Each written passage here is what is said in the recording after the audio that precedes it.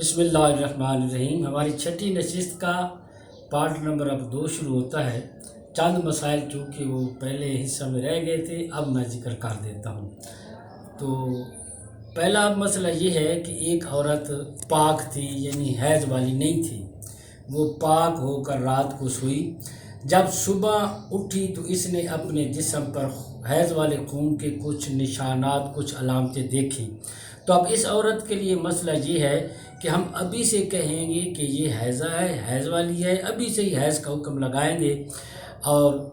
اس نے اگر عشاء کی نماز نہیں پڑھی تھی، چونکہ جب سوئی تھی تو پاک تھی نا، عشاء کی نماز اس نے اگر نہیں پڑھی تھی تو جب اس کا جسم پاک ہو غسل کر کے یہ عشاء کی نماز قضا کرے۔ اسی طرح ایک عورت حیض کی حالت میں تھی، وہ رات کو سوئی، جب صبح اٹھی تو اس نے اپنے جسم کو دیکھا کہ حیض کے کوئی نشانات نہیں ہیں، یعنی اس کو یقین ہو گیا کہ یہ میرا حیض ختم ہو گیا، حیض بند ہو گیا ہے۔ تو اس عورت نے، اس کو ہم یہ کہیں گے کہ یہ رات کو پاک ہوئی، اس نے بھی اگر عشاء کی نماز نہیں پڑھی تھی تو یہ اب غسل کر کے عشاء کی نماز قضا کرے۔ اسی طرح اب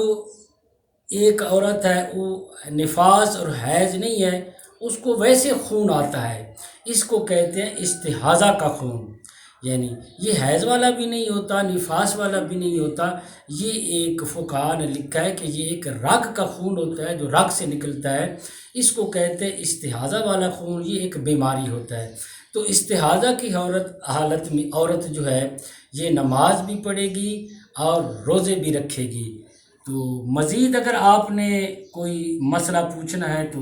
آپ پوچھ سکتے ہیں۔ جی، کیونکہ باہر بہت سارے احباب دوست ہوتے ہیں اس مسئلے کے متعلق ہم سے پوچھتے بھی ہیں، یعنی کہ آپ بتا رہے ہیں کہ حیض اور نفاس والی جو عورت ہے یہ کھانا بنا سکتی ہے، کپڑے دھلائی کر سکتی ہے یا نہیں؟ ہاں جی، آپ نے ٹھیک ہے، بہت اچھا مسئلہ پوچھا کہ حیض نفاس والی جو عورت ہے نا، اس کے سارے جسم پر نجاست حقیقی تو نہیں ہوتی نا، ہم ہاتھوں کو لے لیتے ہیں نا، ہاتھوں سے اس نے کھانا بنانا ہے، روٹی پکانی ہے، کپڑے وغیرہ دھونے ہیں، ان کے ہاتھوں پر کوئی نجاست حقیقی نہیں ہے نظر آنے والی، لیکن شریعت پاک نے ایک حکم لگا دیا ہے کہ اس کا حکماً سارا جسم ناپاک ہے، تو کھانا بھی یہ پکا سکتی ہے، کپڑے بھی دھو سکتی ہے، کوئی حرج نہیں ہے۔ ایک اور مسئلہ یہ بھی ہے کہ یہ حیض نفاس والی جو یہ استحاضہ والی عورت ہے یہ نمازیں بھی پڑھے گی اور یہ روزے بھی رکھے گی۔ ہاں، اب یہ بھی لوگ مسئلہ پوچھتے ہیں کہ بھئی ایک آدمی کو کوئی زخم ہو گیا، مسلسل اس کا خون جاری ہے، یا ایک ایسا آدمی ہے کہ اس کو پیشاب کے قطرے آتے ہیں، یا یہ خاتون ہے استحاضہ والی کہ مسلسل ہی مطلب خون آتا رہتا ہے، تو یہ وضو کے لیے اس کا کیا مسئلہ ہے، یہ لوگ پوچھتے رہتے ہیں۔ تو یہ معذور لوگ اس کو کہتے ہیں، مطلب ہے کہ اتنا وقت بھی ان کے پاس نہیں ہوتا کہ خون نہ آئے، یعنی فرض بھی نہیں پڑھ سکتے۔ تو یہ معذور لوگوں کے لیے جس کو پیشاب کے قطرے آتے ہیں یا ایسا اس کا زخم ہو گیا ہے کہ اتنا ٹائم بھی نہیں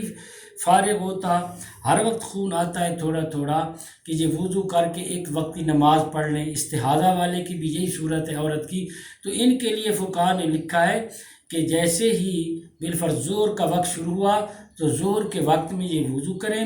یہ اس وجہ سے ان کا وضو نہیں ٹوٹے گا، چاہے پیشاب کے اس کو قطرے بھی آتے رہیں، زخم سے خون بھی آتا رہے، استحاضہ والی کو بھی خون آتا رہے، یہ ہر قسم کی عبادت کر سکتی ہے، وقتی نماز بھی پڑھ سکتی ہے، تلاوت بھی کر سکتی ہے، قرآن پاک کو ہاتھ لگا سکتی ہے، کوئی اور قضا نماز نوافل بھی پڑھ سکتی ہے، اس وجہ سے اس کا وضو نہیں ٹوٹے گا۔ ہاں، اور کوئی ایسا فعل یا ایسی چیز پائی گئی جو ناقض وضو ہے، وضو کو توڑنے والی، اس وجہ سے ٹوٹ جائے گا۔ نتیجہ یہ نکلا کہ اس ایک وقت کے نماز میں ان کا وضو قائم رہے گا، جیسے ہی بالفرض ظہر کا وقت ختم ہوگا اس کا یہ پہلا وضو ختم، آگے عصر والے وقت کے لیے یہ نیا وضو کریں گے، یہ معذوروں کے لیے یہی مسئلہ ہے۔ تو وقت کے پیش نظر اب ہم اپنی اس چھٹی نشست کو مکمل کرتے ہیں۔ اگلی ہے ہماری 7ویں نشست، چونکہ ماہ رمضان قریب ہے تو ماہ رمضان کے کچھ فضائل اور روزہ کے بارے میں ہم مسائل بتائیں گے۔ ٹھیک ہے۔